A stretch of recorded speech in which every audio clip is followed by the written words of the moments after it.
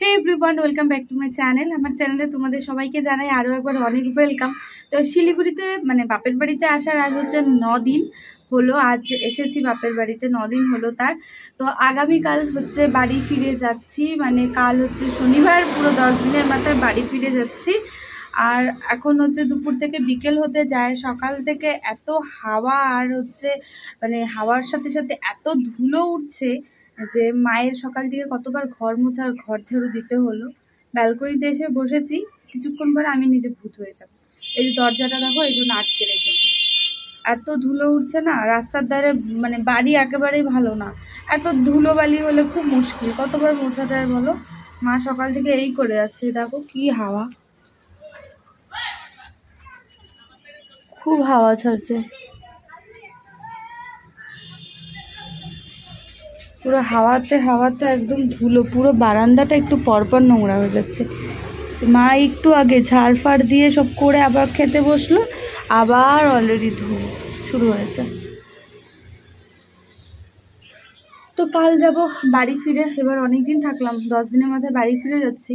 তো আমি তো বেশি দিন বাপের বাড়ি থাকি না, এই নিয়ে তো অভিযোগ আমার, এই বাড়িরও অভিযোগ, আমার বরেরও অভিযোগ যে আমি বিয়ে হয়েছে সব মেয়ে মাসে কত মাস করে বাপের বাড়ি গিয়ে থাকে, আর আমি একটা 2 থেকে 4 দিন হলো কিনা বাপের বাড়ি থেকে চলে আসতে চাই, থাকতে চাই না। তো এরকম বলতে থাকে। এবার 10 দিন থেকে আমি দেখিয়ে দিলাম যে না, আমিও থাকতে পারি।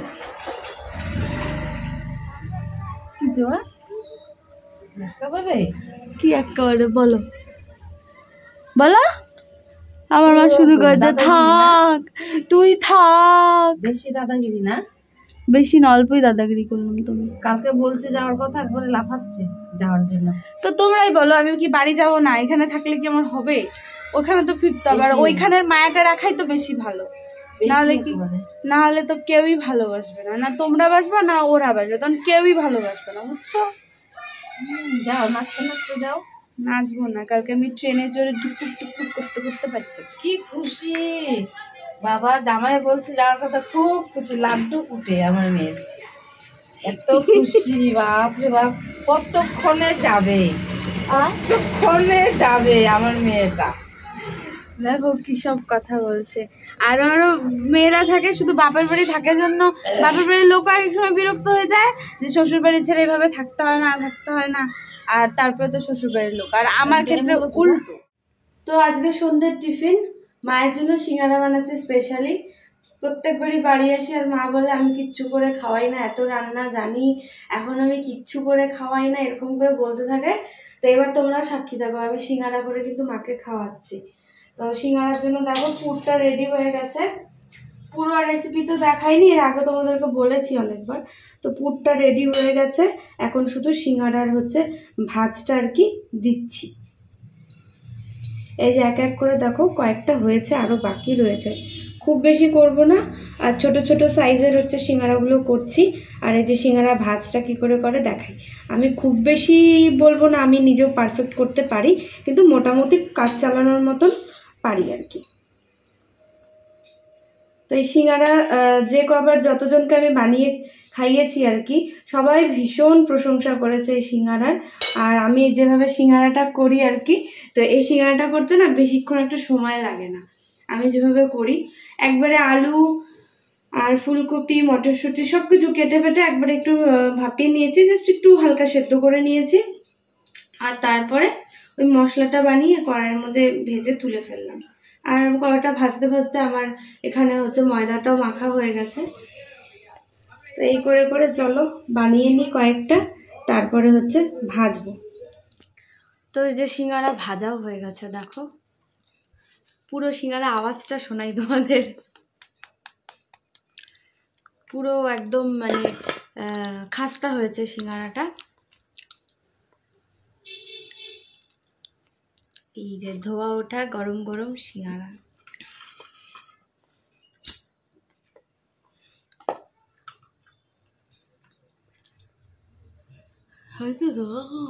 কত ভালো লাগলো আর কি লাগলো না, যে এটা জিজ্ঞেস করার জন্য জোরে রাখছি কেমন। আমার বান্ধবী আসছে, আর এই যে সিঙ্গারা বানিয়েছিলাম দিলাম, আর আন্টি আমার জন্য নিয়ে এসছে এগরোল, আমাদের এখানকার ফেমাস এগরোল, সঞ্জয়দার এগরোল।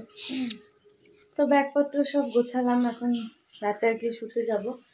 আর খাওয়া দাওয়া সব হয়ে গেছে, আর ব্যাগপত্র সব কিছু আর কি গুছিয়ে নিলাম।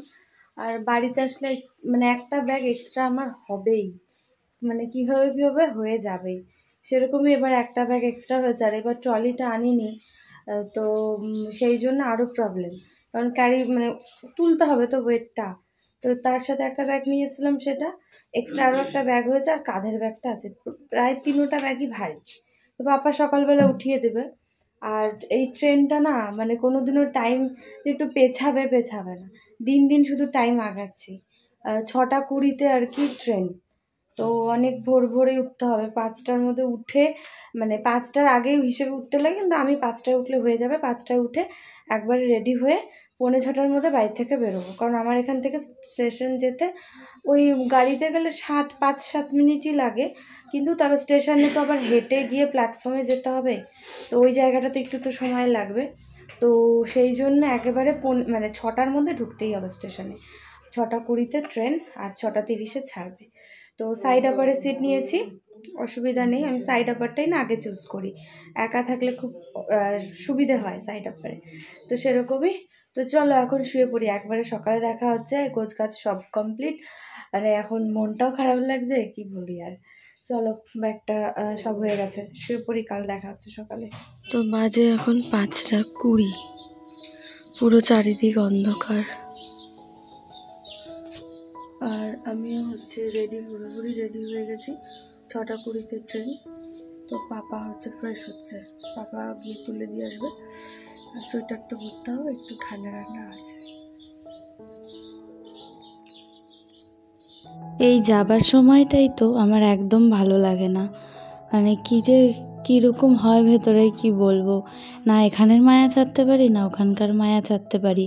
আর মেয়েদের বিয়ের পর তো শ্বশুর বাড়িটাই আসল বাড়ি হয়ে ওঠে, বলো কি আর করা যাবে। তো স্টেশনে বসে আছি, বেশ হাওয়া, কুয়াশা নেই কিন্তু না বেশ ঠান্ডা হাওয়া।